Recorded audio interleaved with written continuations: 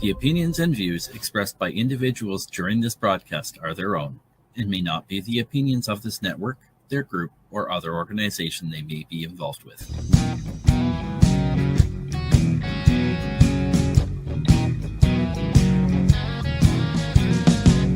I'm looking at myself, reflections of my mind.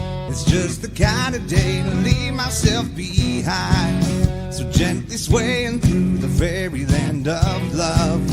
If you'll just come with me, you'll see the beauty of Tuesday evening news.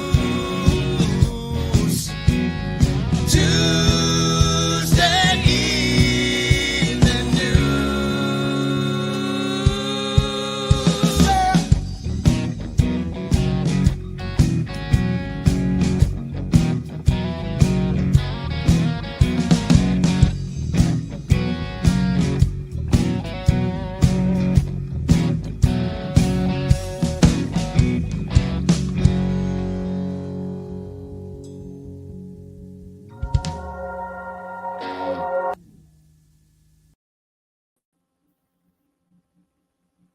Welcome, everyone. Wait. Hello, take two. Hello, everyone, and welcome to the Psychedelic Reporters, episode 181. This fourth, here on NOK Network, the video news podcast focused on psychedelic medicine being reported in mainstream media. Shout out to the guys in Dead Ringer from Kirkland Lake, Ontario, for the awesome intro track, originally recorded by the Moody Blues, with some customized changes for our show. I am joined by my amazing joint host, Tara Simpson, along with the one and only Bufo Various, who has chosen all of our stories for us. Hello, Tara. Well, hello, hobbies, and hello, everyone. I'd like to take a minute to introduce Bufo. He is the Sonoran Desert Toad, or Colorado Mud Toad. Did you know he emits DMT from his skin? And while that sounds like great fun, park rangers would like to remind everyone, please don't lick the toad. No, you can cuddle it. You can wait. No, don't even touch the shit. Leave it alone. Go away. Go about your business. Sustainably sourced DMT is okay. Okay, so lick toads. It's not good for you. No. There's other beautiful things to lick. So, how was your week? It was busy.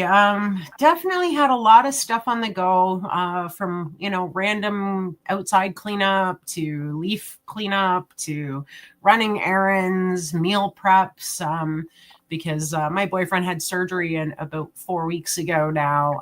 So he's on a very restrictive diet and only certain foods. And, so a lot of that has to be kind of prepared in advance because it's not stuff you can just grab on the fly.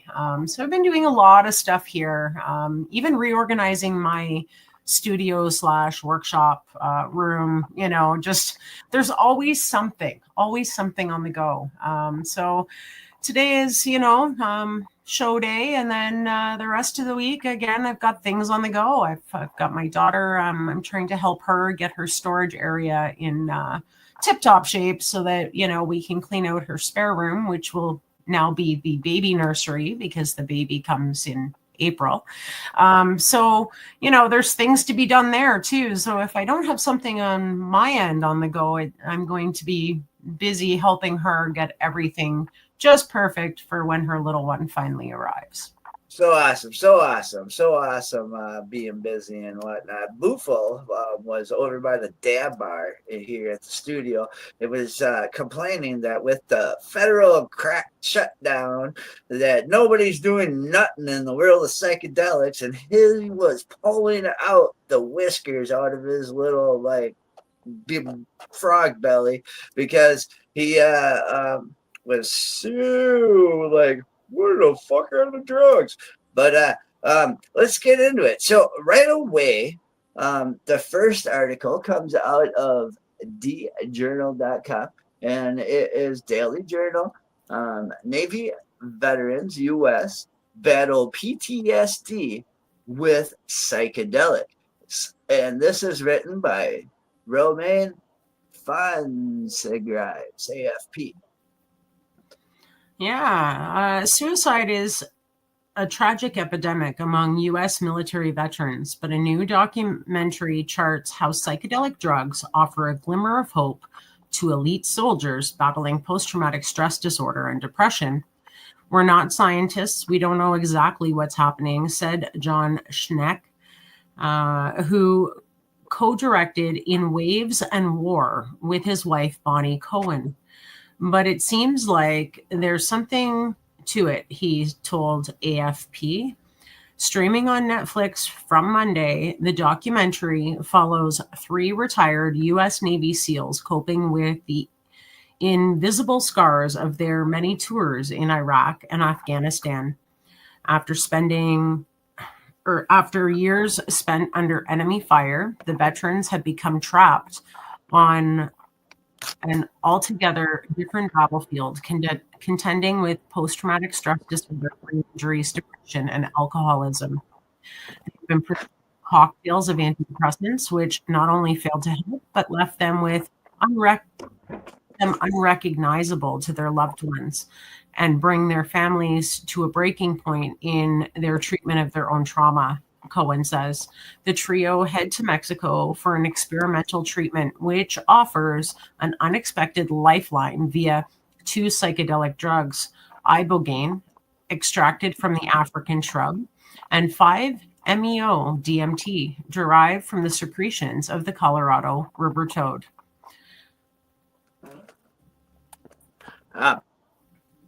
My thing doesn't, it's not showing up.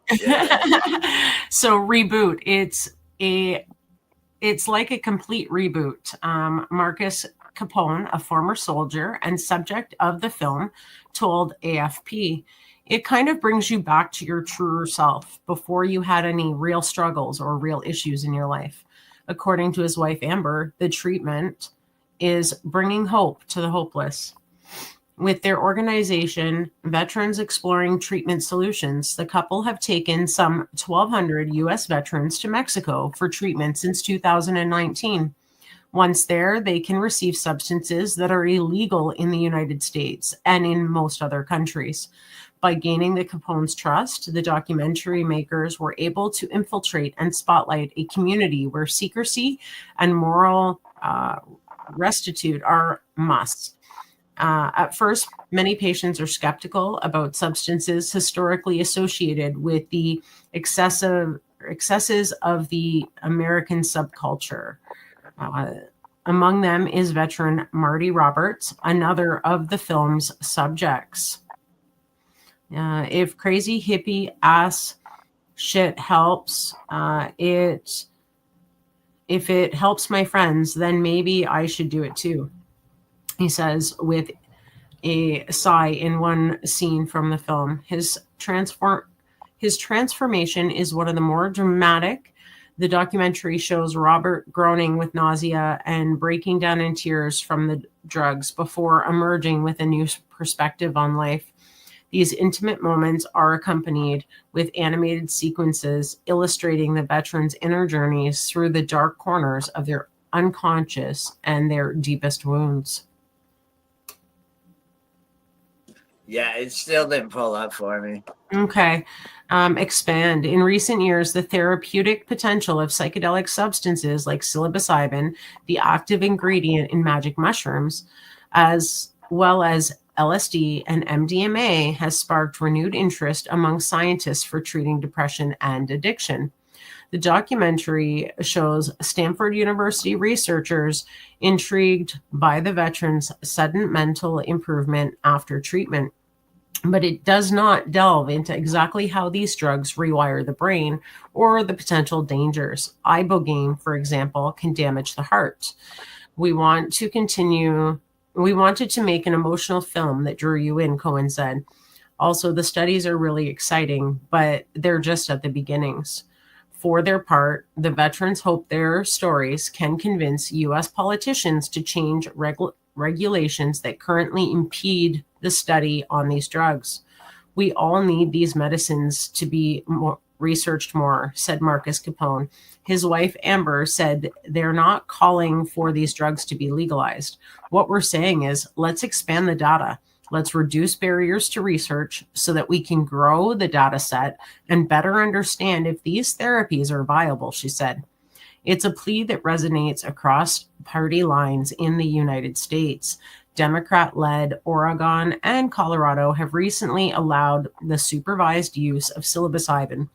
And this summer, Republican-controlled Texas passed a law to invest $50 million into public funds for research into ibogaine.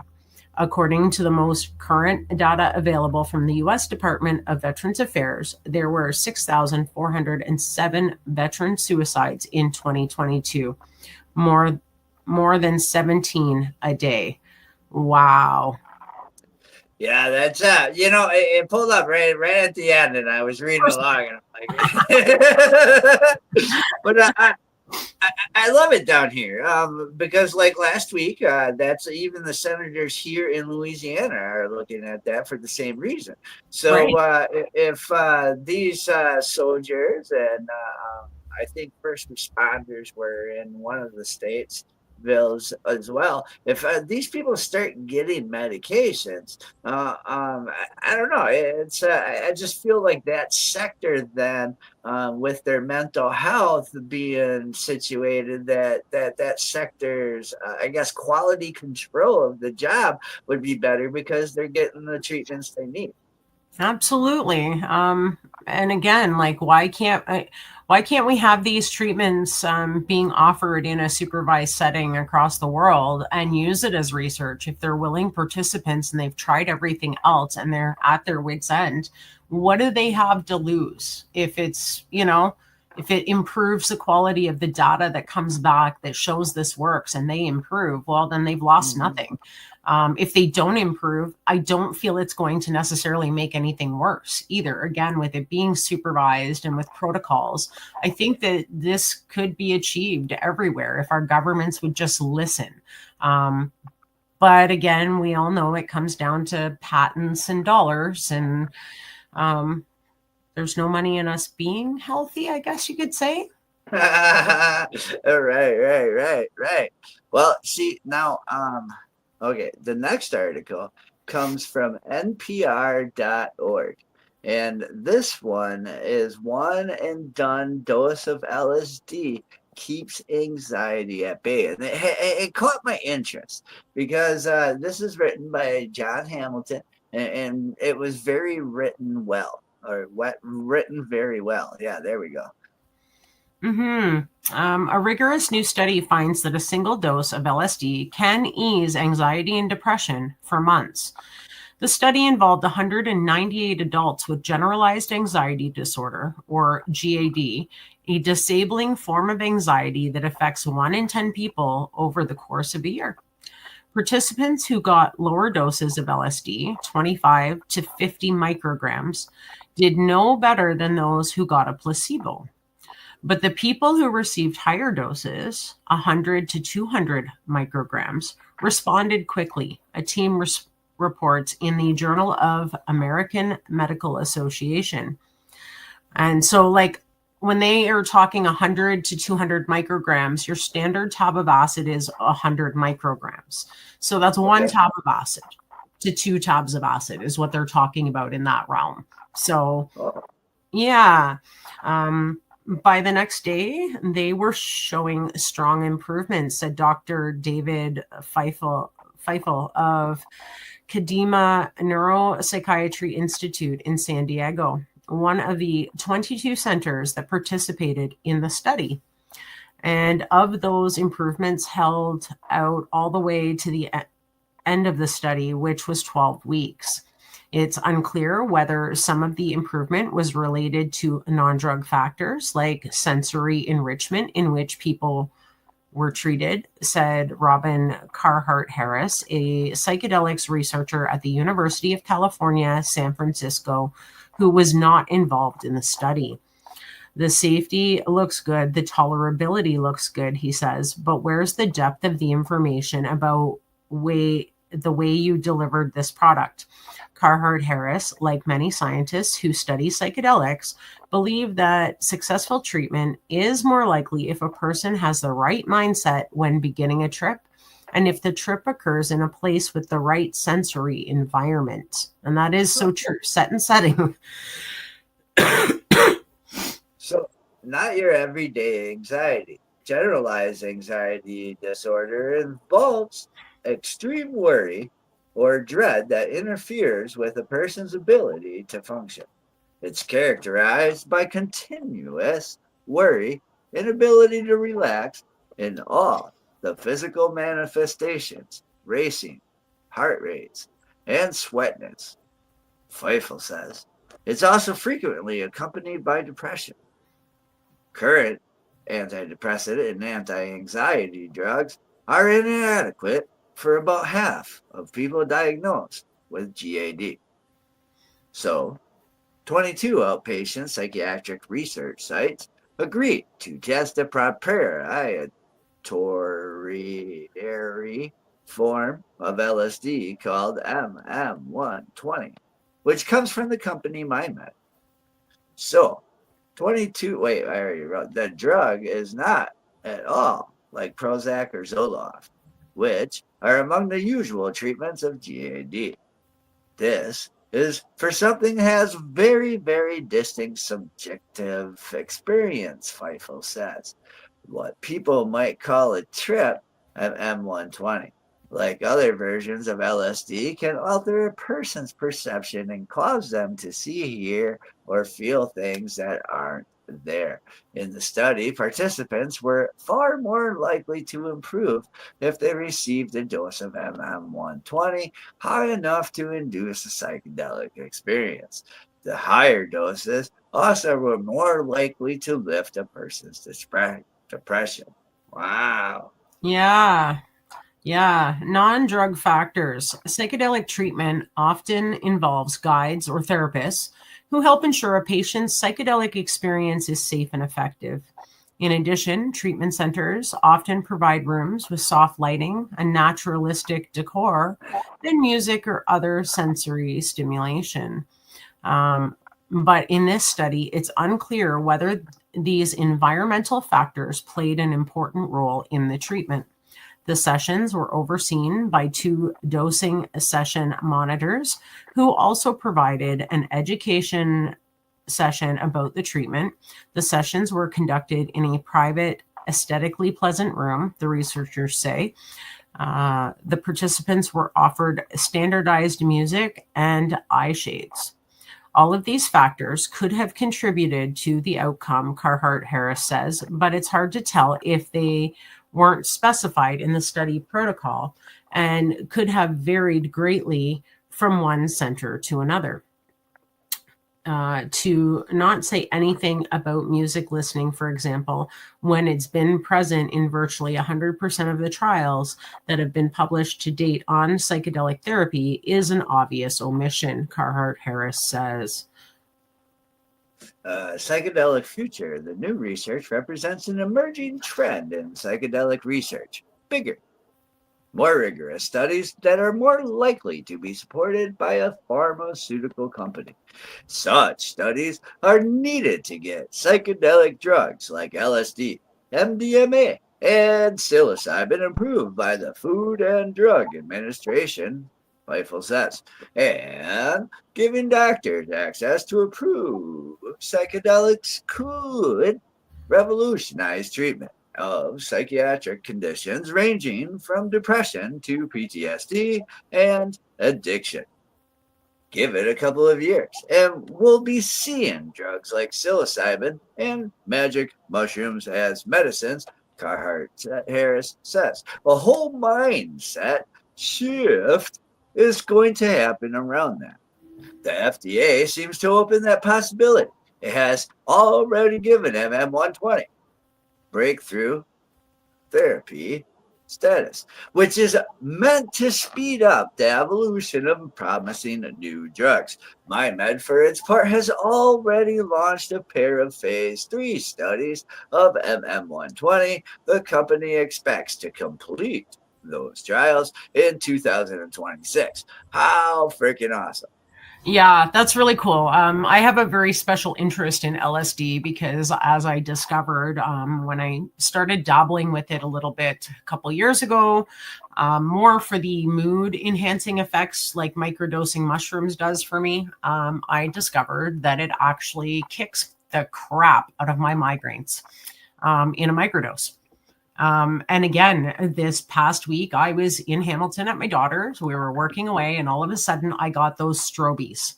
And when the strobies start in my vision line, that's the sign that I'm going to get the headache shortly and start projectile vomiting. And those types of migraines just kind of break through. There's no warning to them, but we had a lot of bad weather. So right away, I hit it with 4 mils of my microdose LSD, which a whole bottle is 1 tab. So 4 mils of this bottle is nothing to get you psychedelically seeing things. But for some reason, within 15 minutes, strobies were gone and I was back to work and I was fine the rest of the day.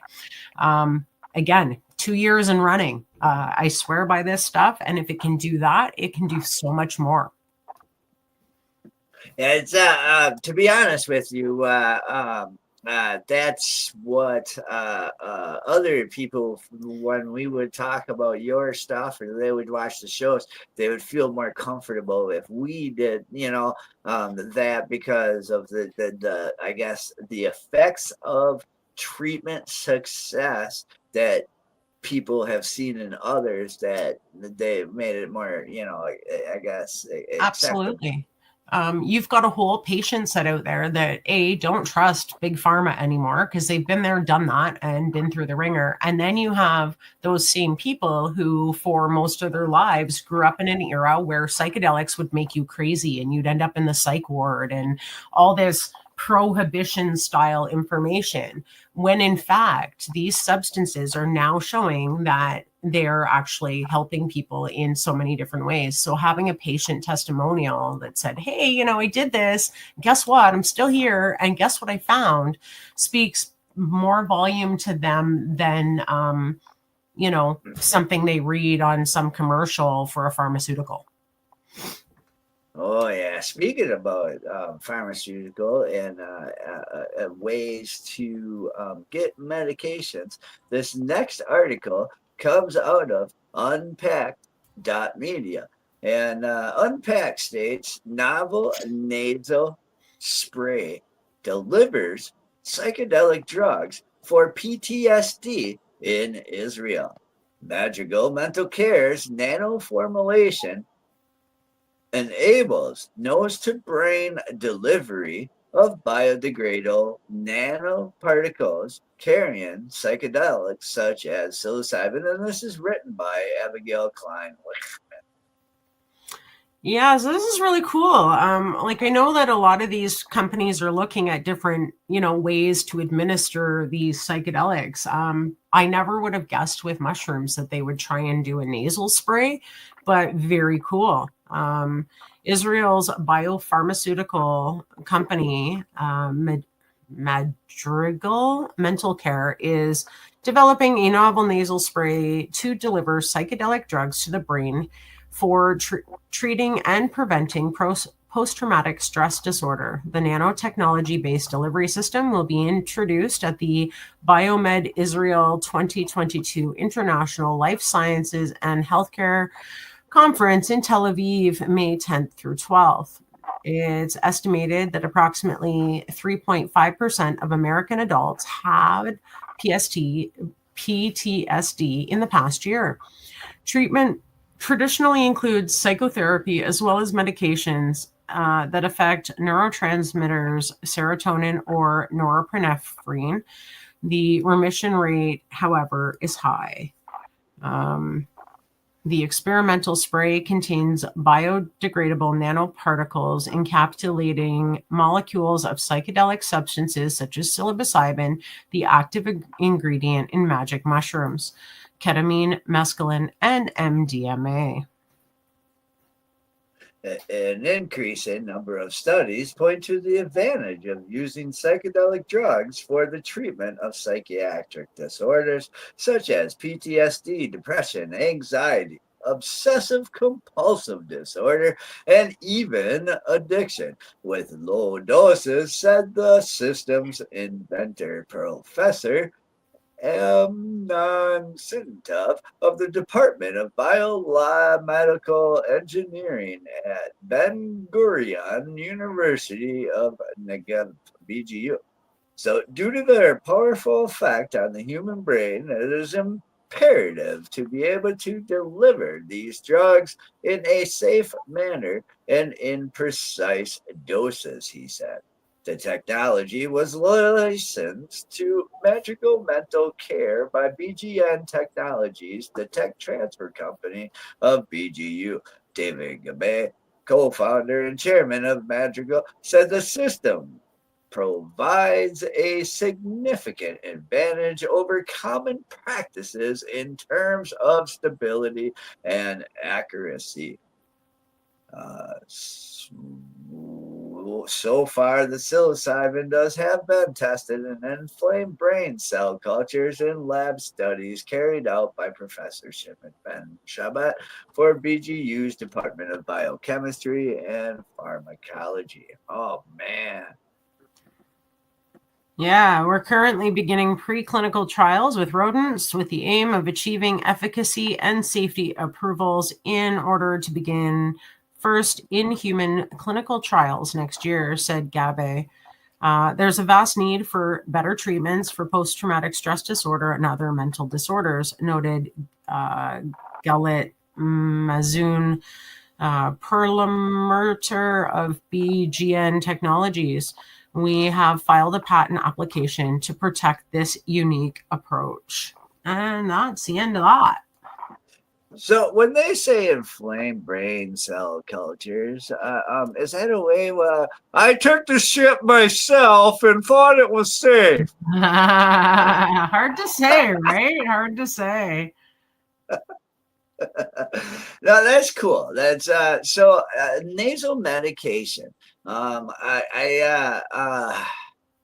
mean, the squirting, do you get the same dose each time? I mean, is there a way to not get it the full squirt?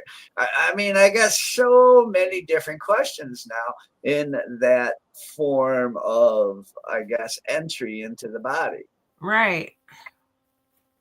Yeah. It's hard to say. I'd like to see more information on their techniques and, you know, what the dosing is, like how high is it in comparison to, you know, a standard dose of psilocybin that people take for microdosing. You know, that sort of information would be really cool. Well, yeah, it's medication. So, I mean, speaking of medication, hey, it's medication time. That's right, folks. It's time to pay some bills. So stay tuned for a word from some of our sponsors, and then we'll return with more articles Bufo has chosen, making mainstream media news. Back in 4 minutes and 20 seconds here on the Psychedelic Reporters on NOK Network.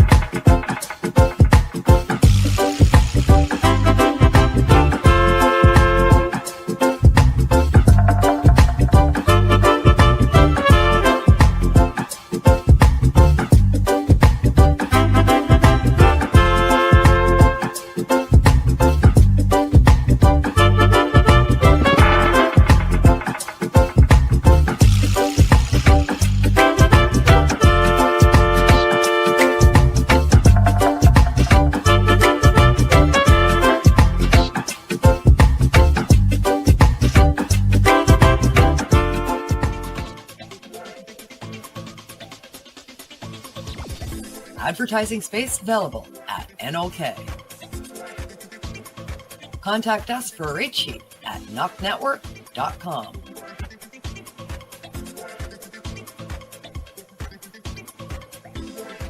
Send us a message on our social media platforms or email us at info@noknetwork.com.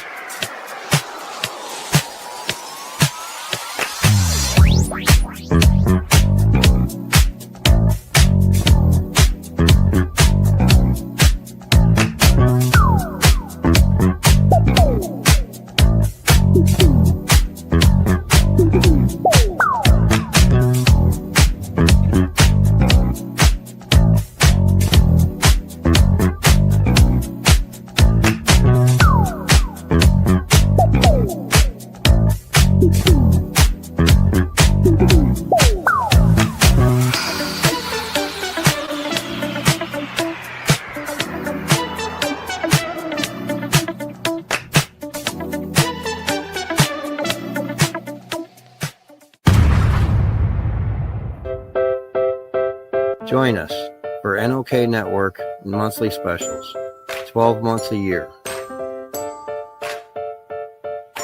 Movie night. Spotlights on entertainment. And live on location coverage. Stay up to date about upcoming programming by subscribing to NOK Network on Rumble, YouTube, X, LinkedIn, Twitch, and Facebook. Check out our webpage at www.noknetwork.com.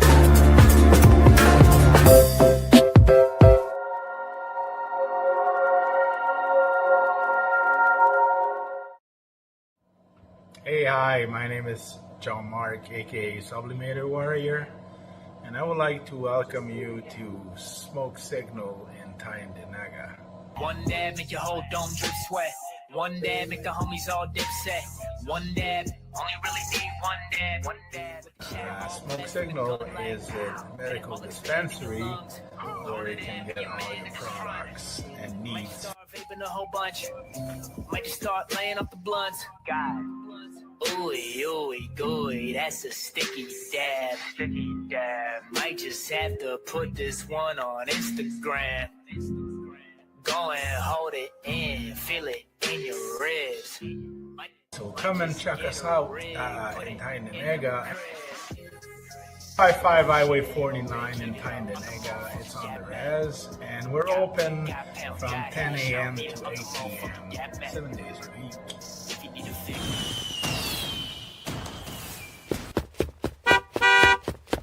Now we get back to the show.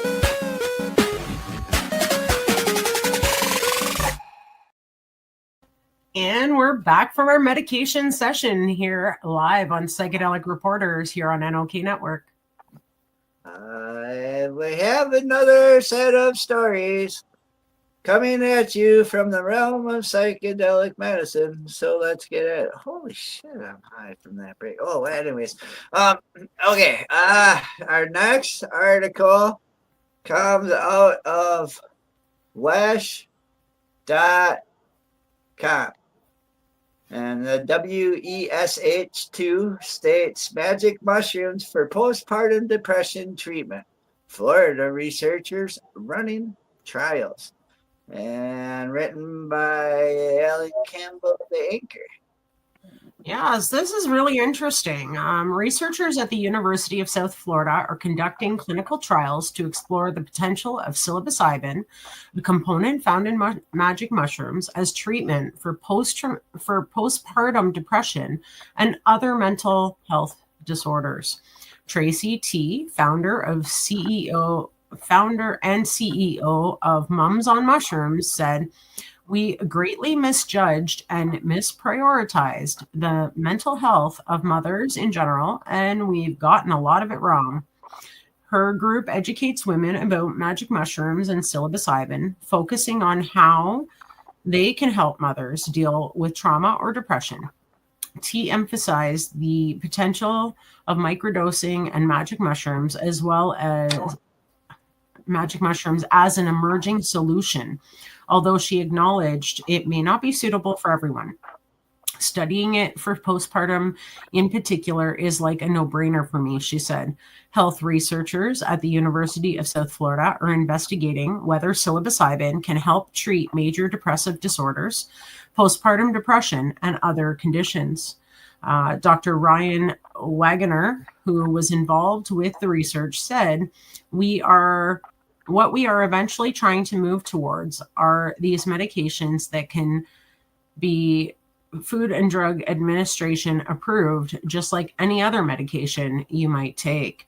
See, there we go with the once we can standardize dose it, then we'll consider it. But everything has to be standardized for the pharmaceutical industry, right? Yeah. Which I mean, then it shows you which direction once all these studies they want to go. Right. Wagner said that if psilocybin's medical properties are proven to outweigh its risk, it can be reclassified and approved as a medication. If you can show that the substance does have a medical property that's valuable to it and outweighs any sort of risk, suddenly we can move what schedule it's on and get approved to be a medication just like anything else, Wagner said. Researchers say psilocybin works by targeting serotonin receptors in the brain, enhancing sensory input and potential disrupting neural networks involved in depression. They are exploring the use of smaller doses to activate serotonin receptors without causing unwanted side effects. What if we use a smaller dose? What if we use a dose that activates the serotonin receptor but doesn't cause as much of those side effects that we're not looking for, Wagner said. T believes the stigma magic mushrooms should be replaced with a view of them as a medical treatment. The idea that you're not high and that it's mimicking and still working in the brain, the body in the same way that a large dose journey does. That's the transformative effects, but we are doing it in smaller amounts over time, incrementally, so that you are able to go about your day, she said. That's actually true. I know people that took lower dose say, I don't trip. I didn't feel nothing. And it just makes me feel like, damn, you needed that. Yeah. I find that microdosing for myself, small doses, sometimes is just what I need throughout the day. I don't necessarily microdose every day, but I do probably 4 to 5 times a week. I microdose, depending on my need. Because again, I can sense when things are starting to get out of line again. And I need to rein it back in with a little bit of psilocybin to just curb that depression, anxiety, weird feeling that I get sometimes. And it also helps keep my migraines at bay. It keeps 98% of them from ever happening. And that's just in a microdose. So that's pretty wild. Mm-hmm. You can continue. I lost where we're at now. Yeah. She added that psilocybin should be paired with other treatments. It really needs to be paired with something because it's not a passive magic pill in the same way an antidepressant is. You really want to work with the medicine, T said. And to that statement, I would say anyone who's on a pharmaceutical antidepressant should also be getting all these other interventions as well. Because you can't just take a pharmaceutical and suddenly you're better. I'm sorry, it doesn't work like that with any medication. Where's the treatment? Yeah, you have to do the mental work. So that statement, I don't really like the way she says, in the same way an antidepressant is. No, because antidepressants don't work like magic either. Just saying. The National Institute of Health reports that approximately 30% of patients with major depressive disorder have treatment-resistant depression. A John Hopkins study found that 2 doses of psilocybin produced rapid and large reductions in depressive symptoms. You actually have to put into practice, so that is why we do clinical trials first, to first detect if there are side effects we weren't expecting, Wagner said. They are investigating whether psilocybin offers benefits beyond existing medications. Is this something real that's going on in the brain that's different or better than some of the medications we already have on the market, Wagner said. Absolutely it is. It's a game changer, folks. It's a game changer. T expressed optimism about the role of psychedelics in mental health treatment, saying, I think there's a really beautiful place for psychedelics to slide in and support a lot of the people without a lot of damage we're seeing being caused by other modalities. Absolutely. This is what we've been saying for years. All of these other things that are on the market aren't making it better.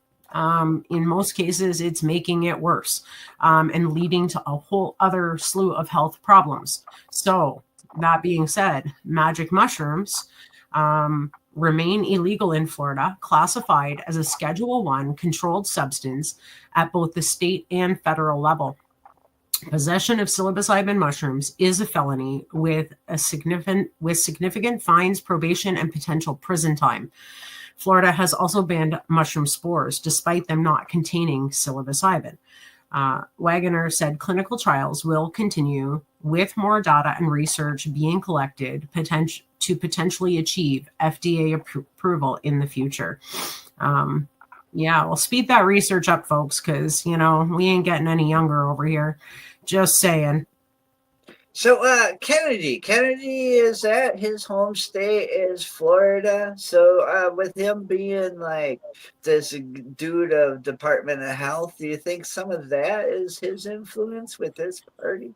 It's hard to say because, he has spoken out quite vocally about some of this stuff in the media, but I'm not seeing a whole lot of action happening.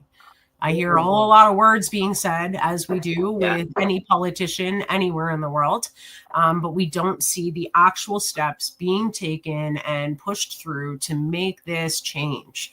And that's what we need to see. You can tell us till you're blue in the face that you support it. Well, put your money where your mouth is and actually open centers and allow these treatments to take place. However supervised they need to be. Make them accessible and affordable for all people, not just the wealthy, not just the stars, not just the ones with healthcare benefits through their work. Let's make this affordable. Let's make this work for everyone. You want treatment? It should be provided. You don't want to take a pharmaceutical? That should be your right. Just my opinion.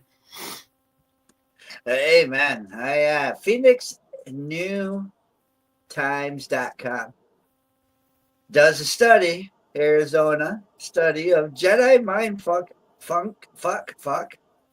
mushrooms to start by the end of the year. The study, the first in the nation to study the effect of whole mushrooms on PTSD, won FDA approval by TJL Harun. This is a fun podcast. I have not got to experience Jedi Mind Funk, but I have watched people experience it and it looked fun. Yeah, so it's a strain I've heard a lot about. We've covered numerous articles here on the show on this particular strain. It's one that I have actually had access to and for whatever reason just have not picked up some to try them. But it will be on my my New Year's bucket list.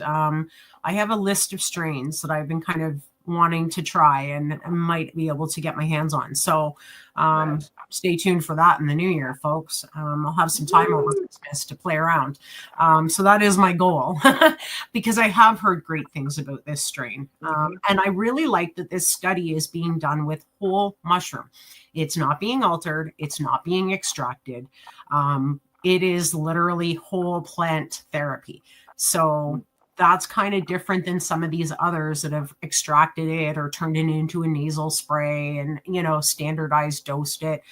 This is kind of cool. So next month, the Scottsdale Research Institute will finally begin a clinical trial for psychedelic mushrooms, having gotten a key green light from the U.S. Food and Drug Administration.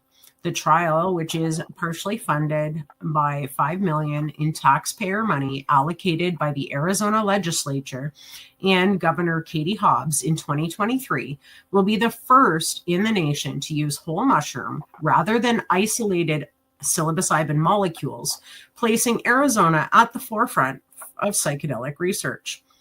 Dr. Sue Sisley, the president and principal investigator at the Scottsdale lab, celebrated the upcoming trial in a press release on Tuesday. This landmark study made possible by the leadership at AZ legislature, Governor Hobbs, and the state of Arizona Health Department reflects our mission to deliver real-world data that can guide policy and expand access to promising treatments for patients with post-traumatic stress disorder, Sisley wrote.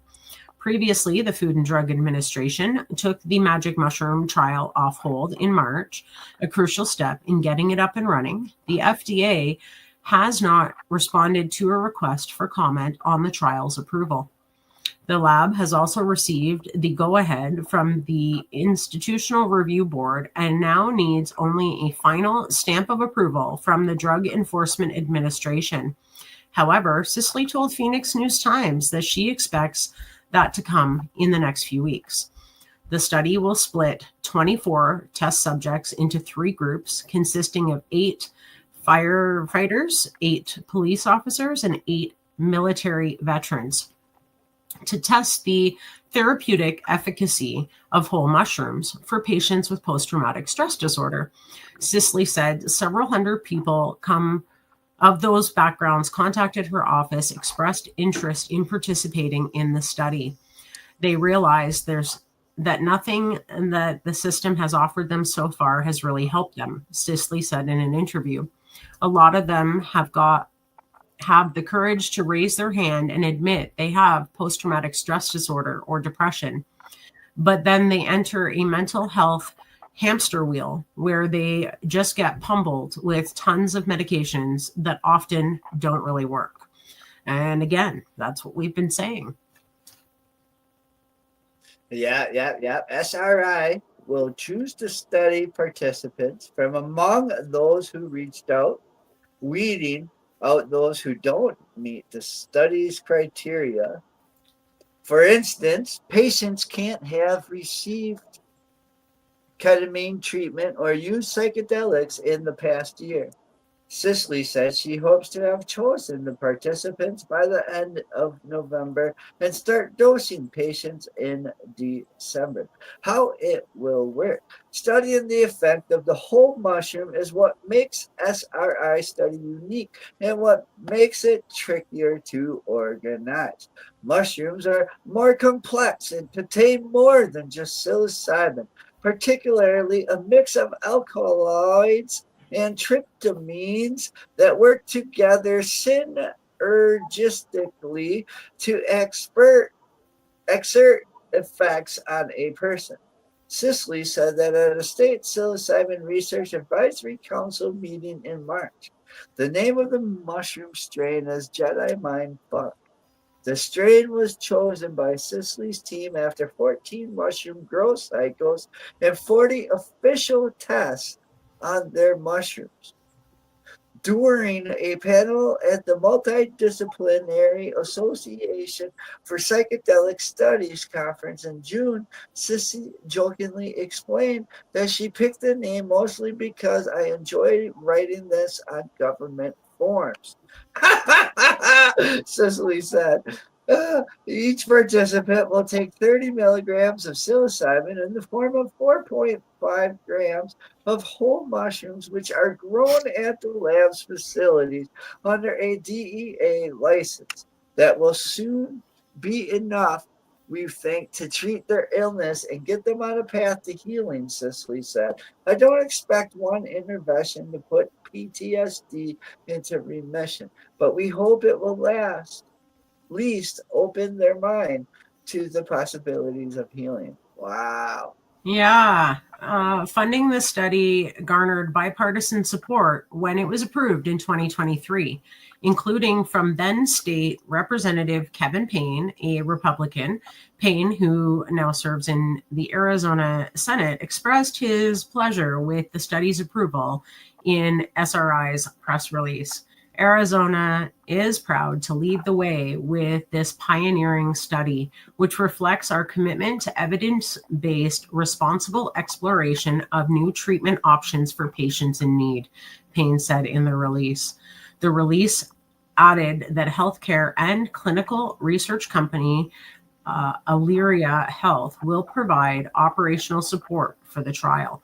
Very cool. Whole mushroom, again, because you're getting that full spectrum. To me, that's more important than just the psilocybin. The other alkaloids, I believe, in my mind, play a part in the experience and the healing that you get from those strains. And every strain is different. So just like with cannabis, certain strains might be better for certain people, just like with mushrooms. So again, the testing they do, they never state like if they grew all these different ones, popped a bunch in their mouth and see which one they felt better.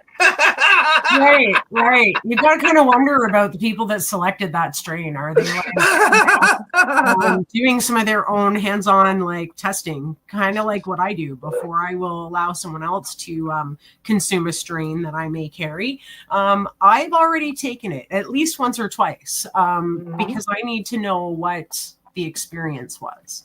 And your name's being associated with it. Absolutely. If a patient's asking me, like what strain's better for this or that, I can kind of tell them this was my experience with this strain. This is what I found it did for me in a microdose and in a macrodose. And you be the judge and you know your own tolerance, right? And let them to select a strain based on what they feel their need is for treatment. Speaking about treatment, that brings us into our last article of the week. In Canada, CBC.ca News Canada, Nova Scotia man who used psychedelic tea in spiritual ceremonies was sentenced. Michael Adzik handed conditional discharge on importation possession on purpose of trafficking charges. Richard Cuthbertson, CBC News. Yeah, so this is an interesting one.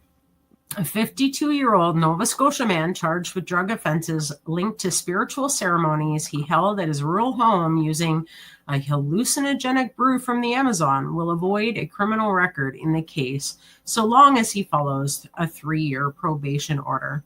Nova Scotia Supreme Court Justice Josh Arnold ordered the conditional discharge Thursday for Michael Astrick, whose lawyer had argued a record would hamper his future attempts to travel to Peru to take part in ceremony involving the tea called ayahuasca. Arnold said, given the deterring effect of the probation conditions and the constellation of factors in the case, public confidence in the effective enforcement of criminal law would not be tarnished by the imposition of a conditional discharge. Outside the courtroom in Dartmouth, Nova Scotia, more than a dozen of Asdrich's supporters cheered and clapped as he emerged following his sentence. In brief remark, he thanked them. Asdrich was charged following an RCMP raid in November of 2022 during an ayahuasca ceremony at his yurt outside of Annapolis Royal, Nova Scotia. He and his supporters have argued the ceremonies can be life-changing, improving wellness and helping attendees deal with trauma. Wow. Yeah, so religious freedom. Adzik initially fought the charges, argue they violated his religious freedom rights, but he pleaded guilty in May to the importation and possession for the purpose of trafficking of DMT, a substance listed as illegal in Canada, but which is crucial component of ayahuasca. The prosecution in the case argued ayahuasca can be dangerous and have serious side effects, including for people with heart condition. The defense argued Adzik screened participants and ceremonies were done safely. Among the conditions of this year probation order are 200 years of community service, a requirement to keep the peace and good behavior and not possess or consume DMT and 2 other substances in Canada. He needs a buddy to hold on to it. In an interview outside the courtroom, Access lawyer Asif Rashid said the conditional discharge was crucial for his client, as the criminal record could hinder his ability to travel. In particular, he said, Asik wants to travel to Peru to attend ayahuasca ceremonies. Under the law, groups in Canada can seek exemptions to use ayahuasca for religious purposes, and roughly a dozen have done so. In his decision Thursday, however, Arnold noted that Asik never applied for such a measure. Numerous friends and supporters of Azizich submitted character references that indicated he was sincere, caring, spiritual, according to Arnold. Wow. Yeah. Prosecution's view, but during a sentencing hearing in September, prosecutor Glenn Schur attempted to puncture the view that Asdrick was a man of honesty and integrity, pointing to the nature of his efforts to import ayahuasca. Arnold called Ashwick sneaky and deceptive in bringing the substance to Canada. The judge said he used a former girlfriend in New York City as a patsy to accept the ayahuasca delivery from Peru, but deceived her about what was actually in the package. She did not know it was ayahuasca, but was arrested by Homeland Security, potentially putting her job with the New York City Police Department at risk. Mr. Aldrich may have been conducting ayahuasca ceremonies mainly altruistic purposes, Arnold said, but he knew what he was doing was illegal. Another issue that cropped up during the sentencing were text messages sent and received by Aldrich, which were analyzed by police. In them, he used coded language to source ayahuasca, not subject to quality testing, and indicated that he knew of other police seizures. The text messages were introduced by the prosecution at the beginning of the sentencing process last month, but Rashid said he had not seen them before. At the next court date, the lawyer conceded they were on a USB that was part of the disclosure package he had received in July 2024, but he said he had been unable to open it. In a decision Thursday, Arnold was critical of what he called the failure of the lawyer to pursue the disclosure, saying he made only weak efforts to solve the USB problem with the Crown and then proceeded with the case without reviewing the text messages. In an interview outside the courtroom, Rashid said he doesn't disagree with the judge and accepts his reasons.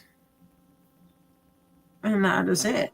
So, I mean, he didn't harm anyone. He was trying to help people. It's not our fault that the government wants all these substances prohibited. I don't agree.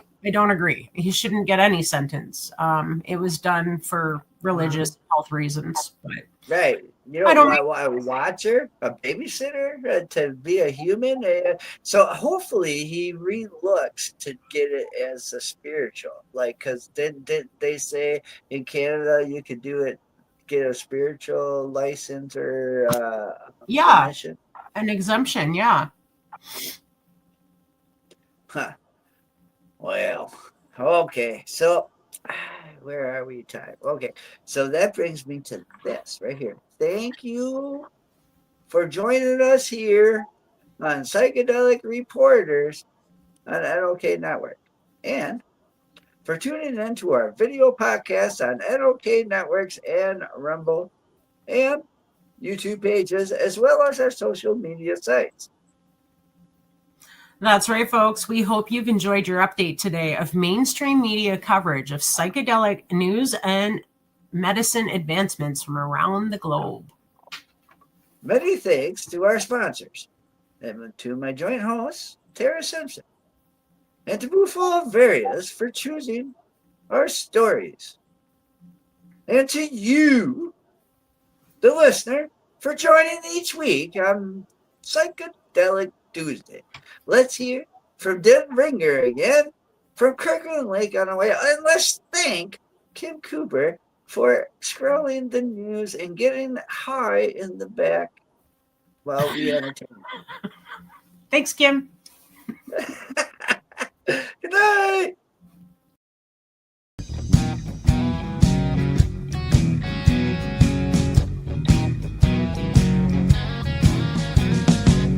I'm looking at myself, reflections of my mind. It's just the kind of day to leave myself behind. So gently swaying through the fairyland of love. If you'll just come with me, you'll see the beauty of